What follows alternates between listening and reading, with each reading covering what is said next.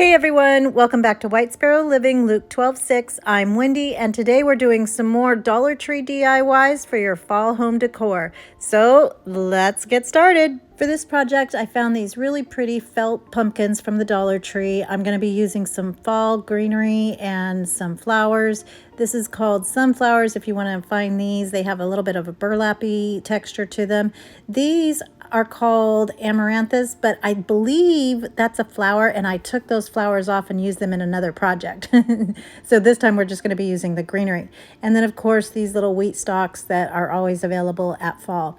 And then I found this tobacco basket, and somebody had given this to me. The price tag looks familiar. I believe those are from Target, so I don't know if they still have them, or I think you can probably find them anywhere, including Hobby Lobby. Anyway, I'm going to take my wheat stalks and all of my greenery. I didn't like the really super neon yellow leaves, so I'm going to pull those off. There was a couple missing, so I'll take them off of another stem and add it to them just to fill it up and get it nice and perky.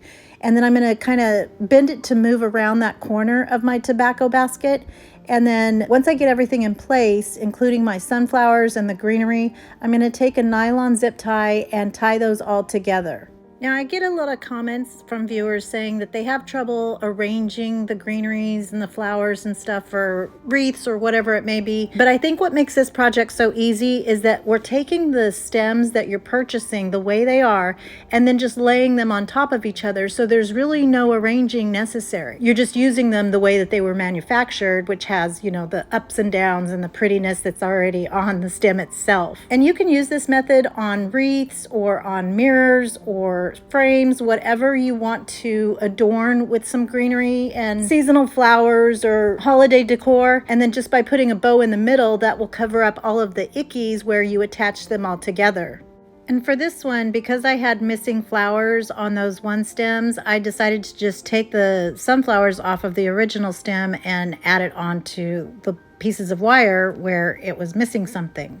And then once I get them all attached with that zip tie, I'm going to take another zip tie and poke it through the basket itself. And tobacco baskets have kind of that automatic gap in between on those sides. So I was able to feed that zip tie through there to attach it to the basket itself.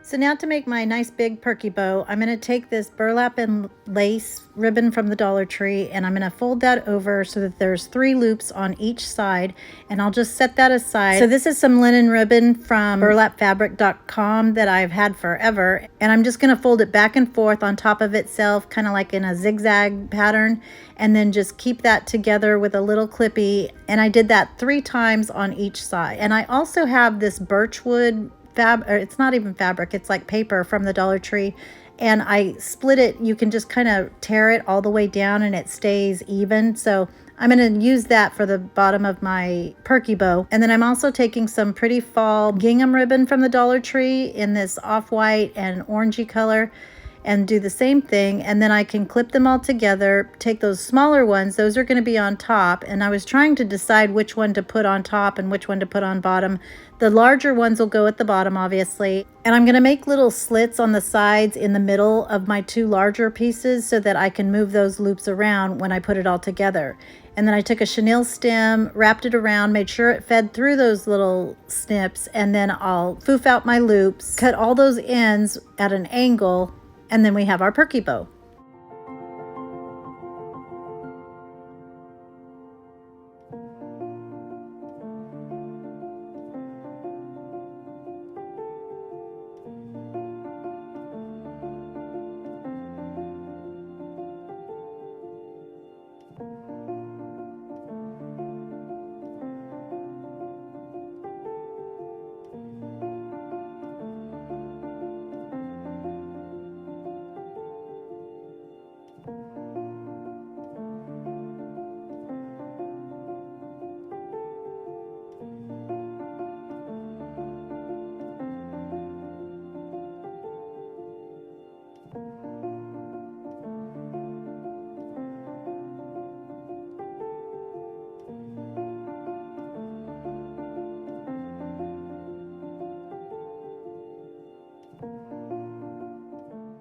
And now using the excess chenille stem, I'm going to wrap that all the way around in the corner of my tobacco basket, and it's all done. And then I seriously thought about just leaving it like this because I think it's so pretty, and the tobacco basket is really pretty just by itself. But I did decide to add my little pumpkins because they're so sweet, and it just had the screaming of fall written all over it.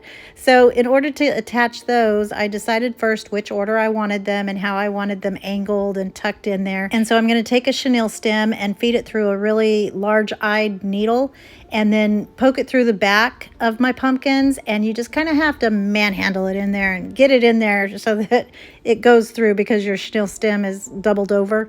And then once I get it through there, I'm going to feed those chenille stem pieces right through that tobacco basket and then wrap those around nice and tight so they're snug as a bug in a rug.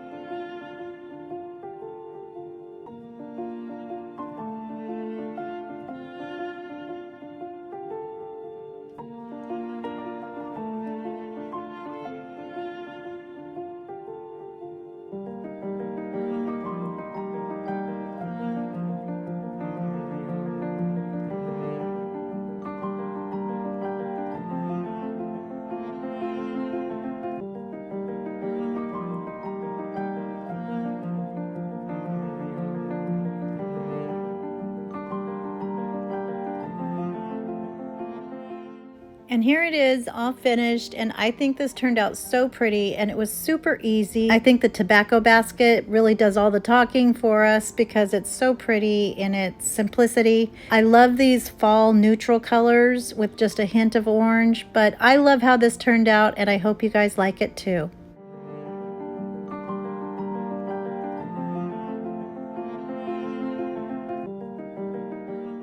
For this project, I'm going to be using a tin plaque and then a smaller one that is actually an ornament from the Dollar Tree, and then a couple of packages of the white air dry clay from the Dollar Tree also.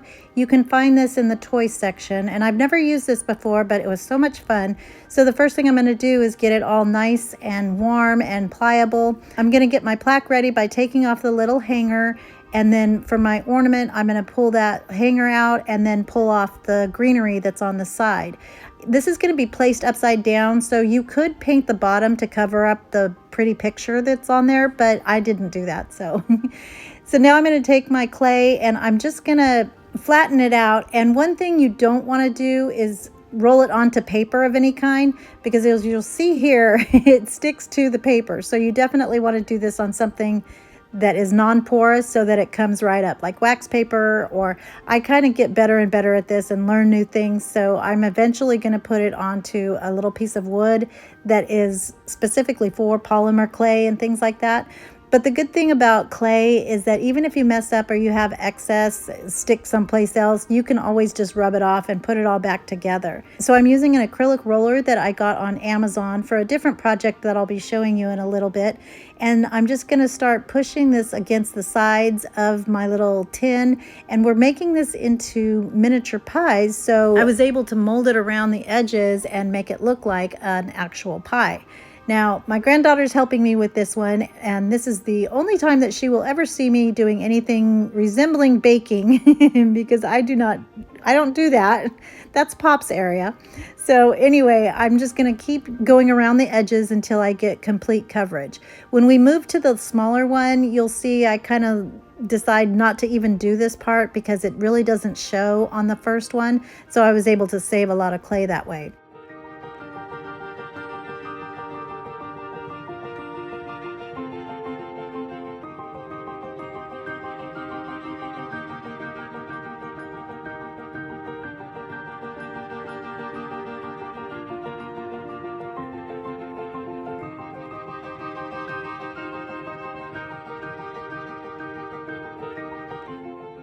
So now I'm going to take some of Dollar Tree's potpourri, and this is a vanilla bean scented potpourri, and it smells super, super good. This is what we're going to fill our pie with. And as soon as I opened the bag, it was all nice and vanilla smelling. And I don't know, I think vanilla just kind of reminds me of fall, but you can find some apple spice. They have all kinds of different scents that you can use for this project.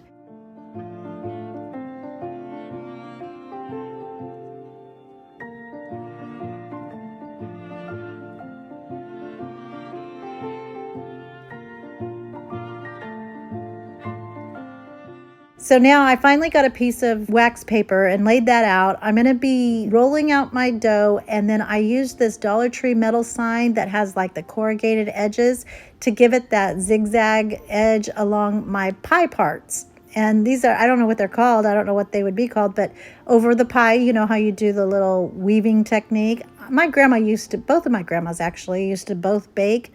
And I remember them using some pinking shears, the old-fashioned scissors, and so they both did this, and they were wonderful bakers. Again, not my forte. That's Michael J's area of expertise. So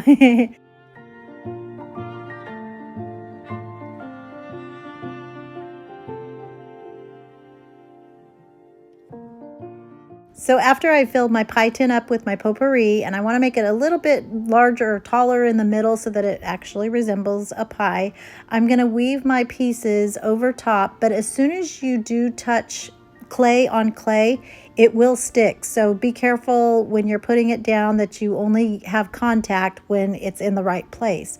So I started in the middle and then did 2 outside lines so that they were even. This is actually my second attempt because the first one came out and it was all off center and it was ugly. So I redid it so that it would look better. And again, on any of these projects, I think the more often you do something or the longer you're doing it, you learn the tips and tricks to do it better the next time.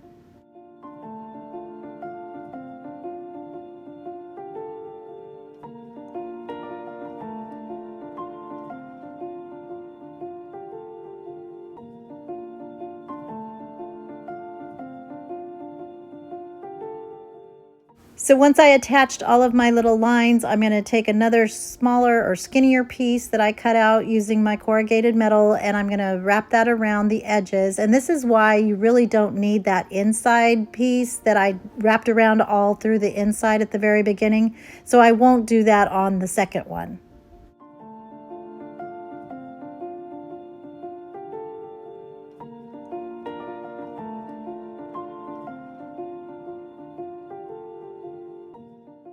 And here I'm showing you all the ickies that were overflowing from that inside piece. So I'm just going to take a craft knife and cut those down and get that all cleaned up.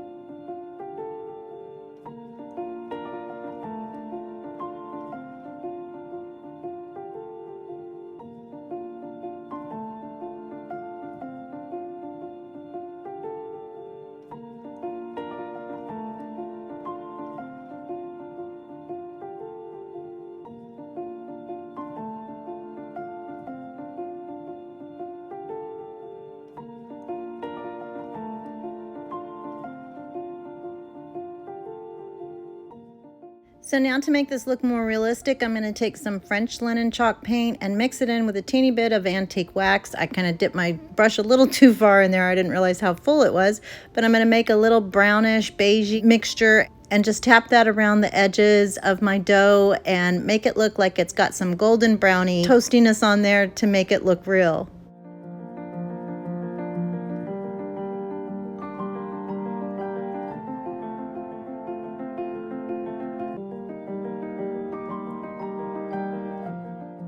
And then once I get all of my paint on there and it's dry, I'm going to take some Mod Podge and cover my entire shell. And this is a matte finish, but if you use the glossy one, it'll show a little bit more. This still has a really pretty sheen to it, and it gives it a little bit of shininess, and I think it looks like it just came out of the oven.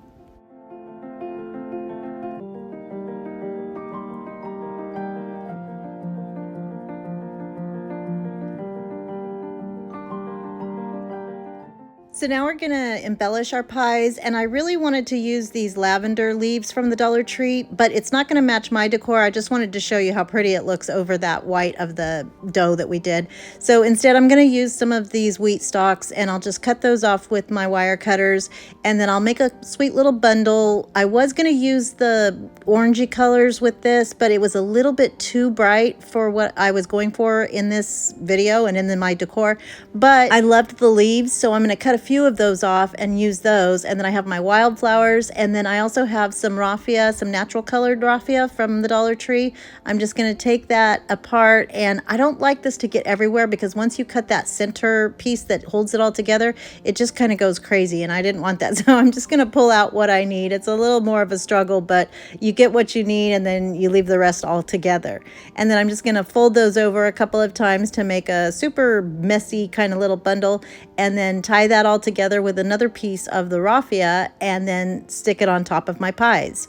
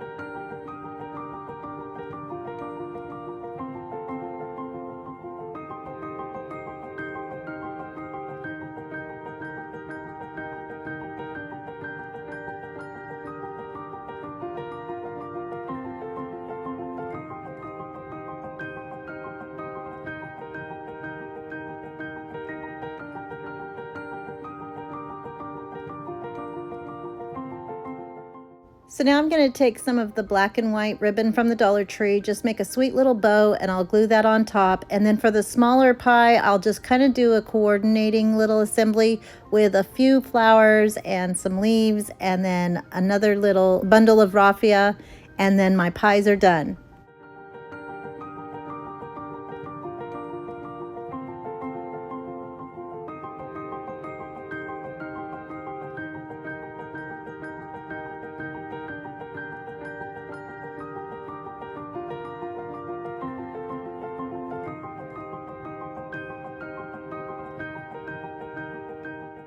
So if my leaves are too big, I always cut them. So I thought I would do the same with my wheat stalk. But as you can see here, it looked like a cockroach. So I decided not to use any wheat on this one.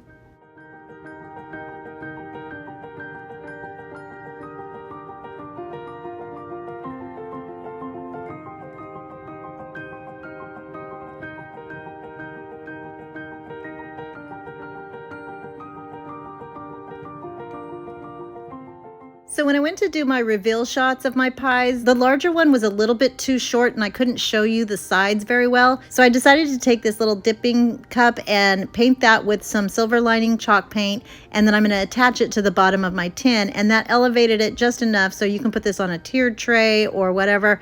I'm going to be putting it in a dome, and I can't wait for you guys to see it.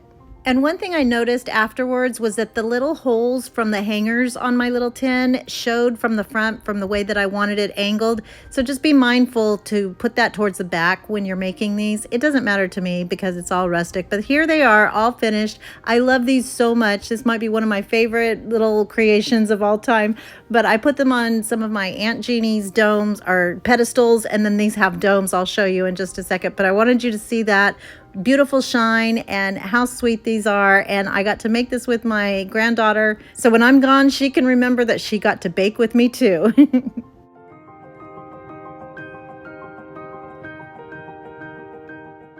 So for our next project, I saw this adorable pin on Pinterest, and this is from Down Shiloh Road, who has some amazing creations. I love this sign and this whole vignette actually. We're gonna do a Dollar Tree version, or try to do a Dollar Tree version of her little sign. I'm gonna be using 3 of these, and they're all 3 different, as you can see, for different seasons, but they're all 19 by 6 inches wide. So Dollar Tree carries all different sizes, so just make sure that all 3 are the same. So the first thing I'm gonna do is take out the little hangers and then get my paper off of the top. This is gonna be the back, because it's still kind of rough and looks like cardboardy stuff, but the other side, the back side, is what's nice and smooth and even. The next thing I'm gonna do is take my drill and make holes. There's already holes there. They don't really line up well, but this is a very rustic looking sign, I think, so I'm just gonna add the holes that I need to on the other side of my signs. so that I'll be able to wire them all together. I didn't realize that I didn't need the bottom 2 holes, but it doesn't matter. Again, I love rustic stuff because you can make mistakes and it looks like it's supposed to be there.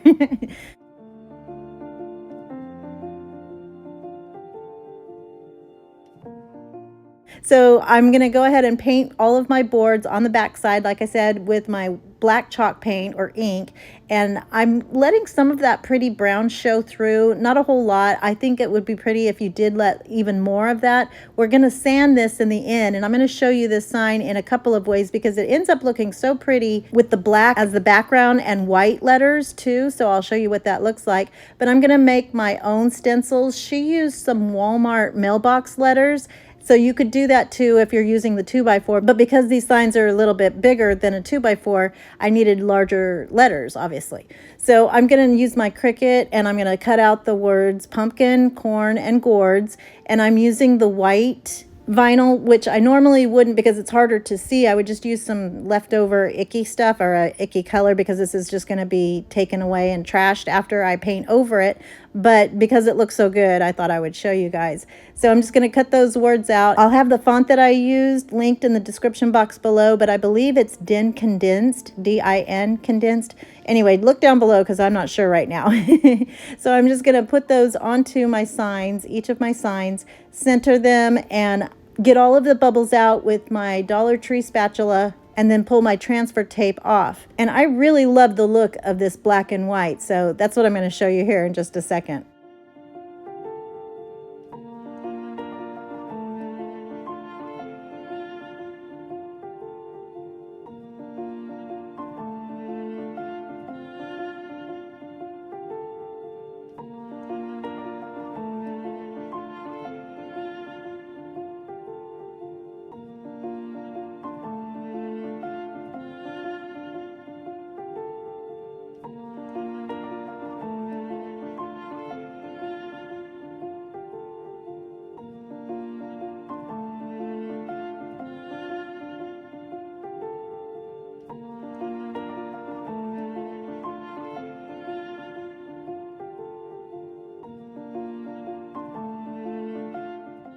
But look how pretty these are with the white letters against that black. I just think it's so pretty. And then I was trying to decide which order I wanted to do these in. I thought with the smaller word at the top, it kind of looked like a pyramid, and I didn't really want that. So I ended up putting it in the middle at the end. You'll see that. But I just love this look. And especially if you're decorating like for Halloween or another season like winter, I think this color combination is just really striking.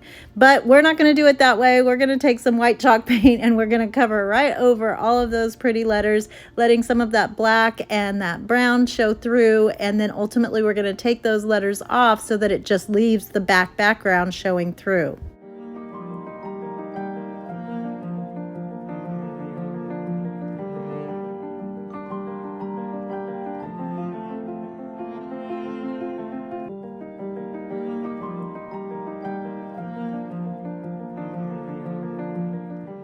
So if you guys love unmasking as much as I do in those reveals, this one is just going to float your boat because look at how crisp these lines are. I think this is so pretty. And I am going to sand the edges, and I had planned to sand the words too to give it more distressing like in the inspiration picture. But Michael J walked in when he saw this. He loved it so much and he said, don't mess it up. It's so pretty. So I went ahead and did what husband said. And he was right. I just really love it so much. But you can do it if you want. You can distress right over those letters so that it doesn't have, you know, the perfect outlines of the letters. But whatever you guys like is what I want you to do.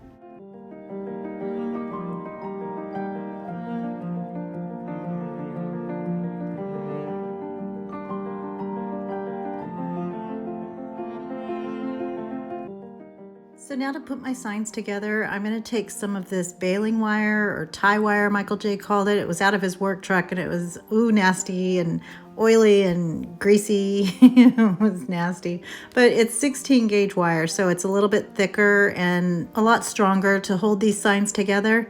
So I'm just going to do a real kind of messy connection between the two. I'm just gonna feed it through the back of my holes and then wrap it around.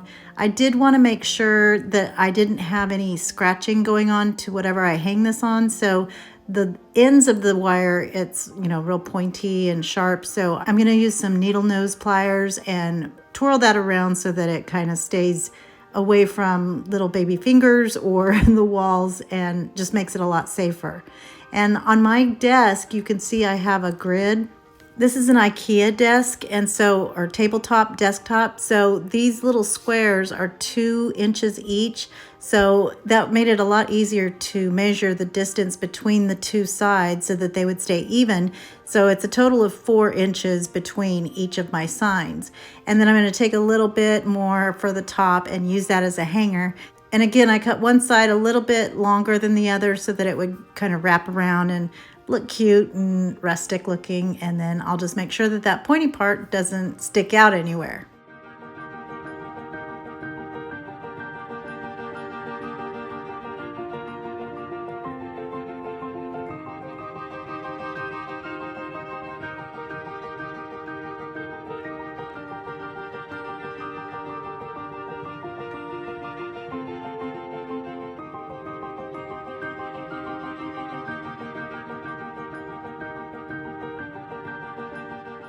And here it is, all finished, and I love how this turned out. I like the inspiration one even better. It's a little bit smaller, but I like the size of this piece because it is larger and it'll fill a wall nicely. I also love that it's neutral with the colors, and so you can couple this with any colors that you happen to be doing for fall.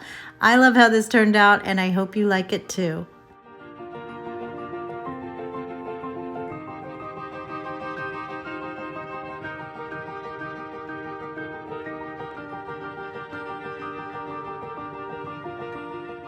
So this next project is pretty special to me. I'm going to start out with some SCULPEY clay, and this is the kind that you bake and not air dry like the Dollar Tree kind.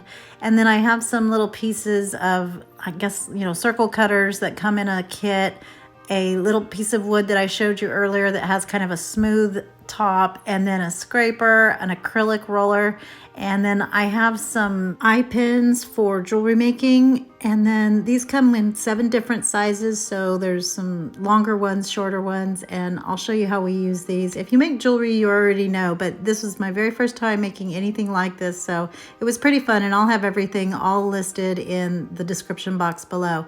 And then I have some crosses and medallions to make a rosary, and there's all, I think there was 4 or 5 different kinds of crosses, and the medallions in the middle that goes between where the rosary comes together.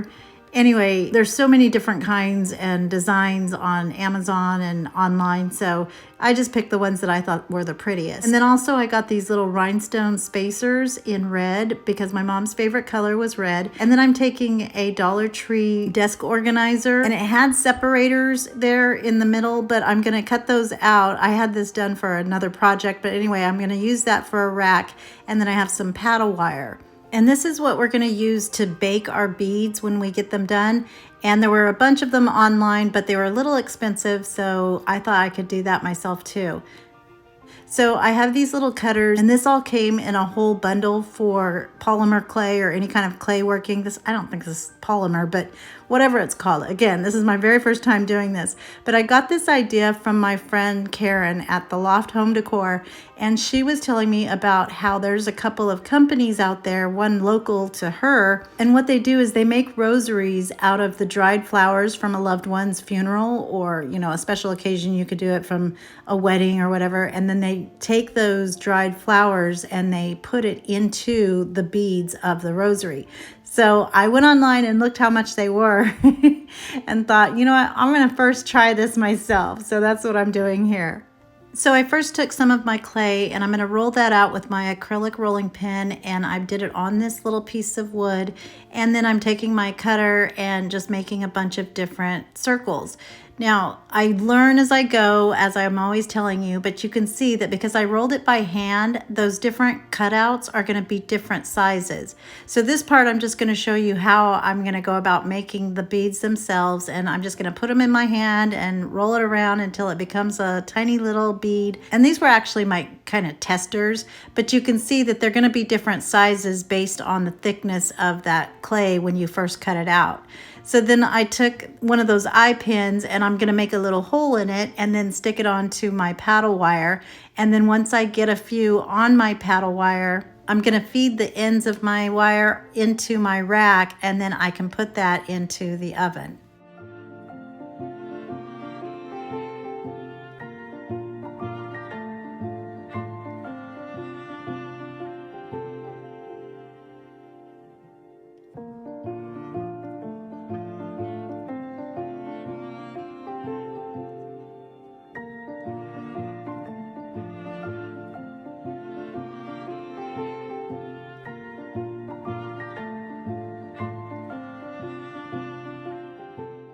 So now that I kind of knew what I was doing and how it was going to work, and it did work actually in the oven, I'll show you that in a minute.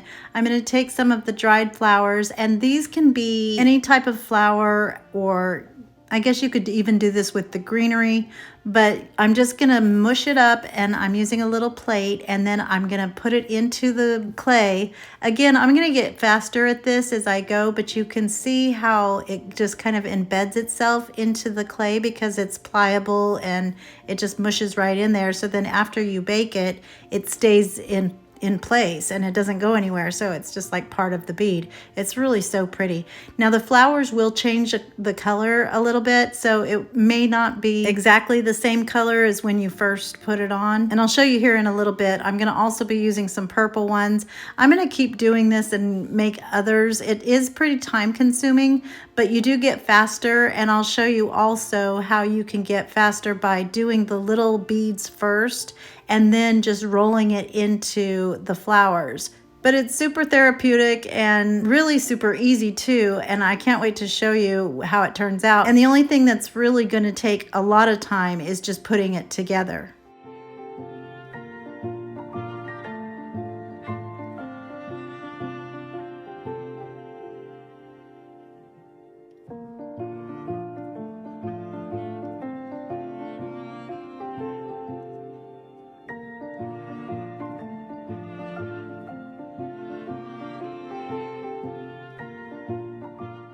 So in order to get my clay to be the same thickness and therefore my beads would all be the same size, I took 2 craft sticks and I put it on the side of my clay and then rolled it out, and that keeps it the same as far as pressure goes so that they stay the same size, if that makes sense.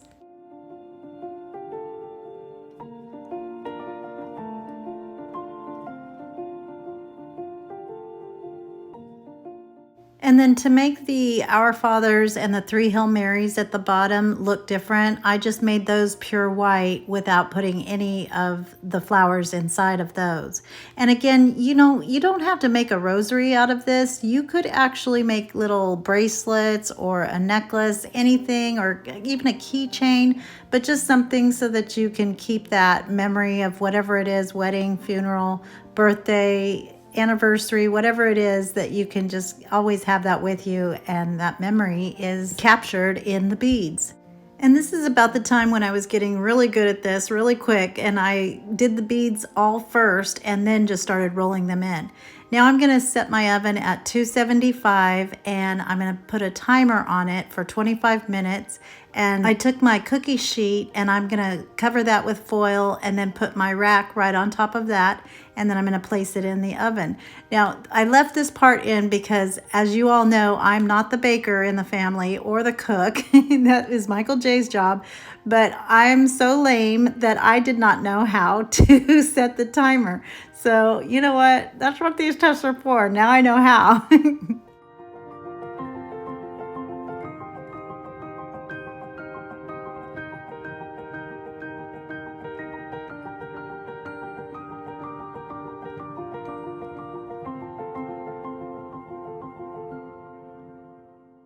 And then once the 25 minutes is up, I'm just going to set those on top of the stove and let them cool for about 30 minutes.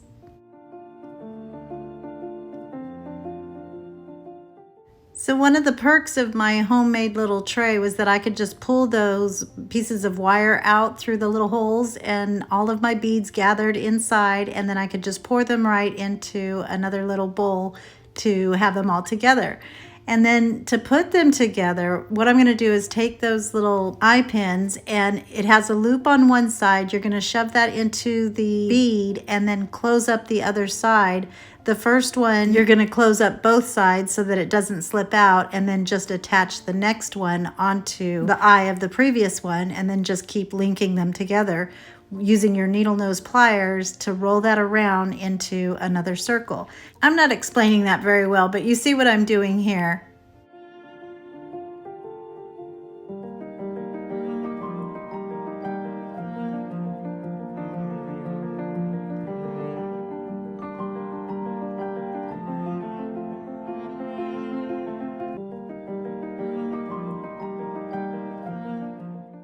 And then when I got to the Our Fathers, I had the white bead, and I'm going to take those little rhinestone spacers and I'll put one on each side. And so for that, I had to use a little bit longer eye pin so that all three of those pieces would fit on.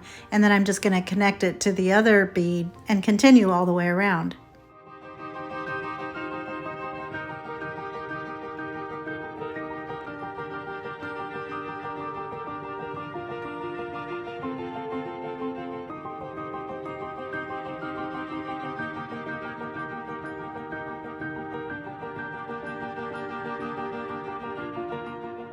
And then once I get all 5 of my decades done, I have 2 ends, and I'm going to attach that to the Miraculous Marian medal at the bottom there. And so I'll open up those 2 eyes and connect them to the top of her.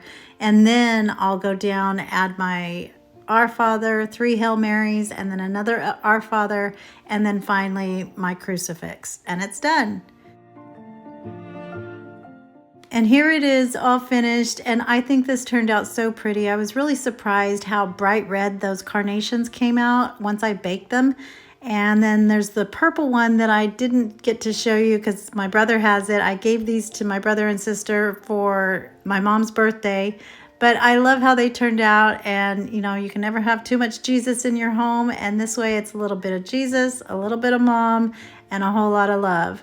I hope you guys enjoyed these projects, and if you did, don't forget to give them a thumbs up, comment, let me know what you think.